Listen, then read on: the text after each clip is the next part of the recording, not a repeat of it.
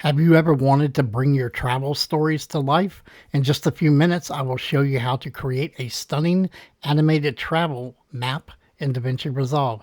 It's easier than you think, so let's dive in. Okay, so select the image on the map in the timeline and then go to the Fusion page. And with the media and the node selected here, click the icon and make a paint node. Select the polyline stroke and draw a line for the travel route or the trail, whichever one you're doing. Just click and drag and make the curves. You can also use these anchor handles to fine-tune everything.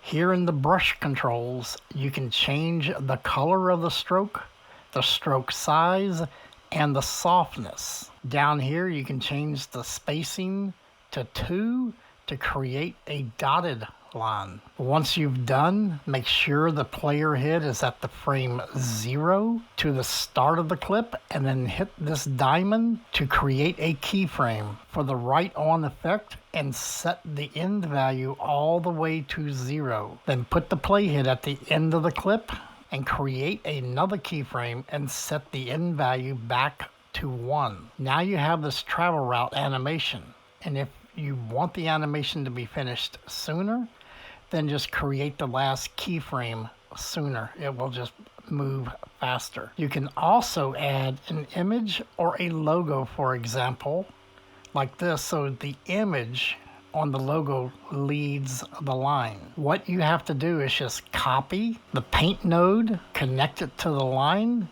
go to the modifiers tab here, and let's just change the color. Then set the playhead at the beginning of the clip, and we're going to change the value of the right on effect. There is still a keyframe here because we just copied this node, and we're going to set the end value to 0.001. And don't forget to set the spacing here back to 0. Then set the playhead at the end of the clip and set the start value to 0.999. So here you can see what's happening. You have a different color dot leading the line on the path. You could leave this as it is, of course, or you can just take and go to the brush controls, select the image, and here you can select one of the preset icons, or you can select a clip here and then hit browse and select an image. And there you go. It looks weird right now, but that's just because you have to do one more thing,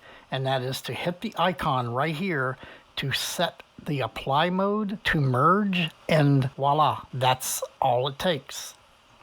Thanks for watching so much, and subscribe.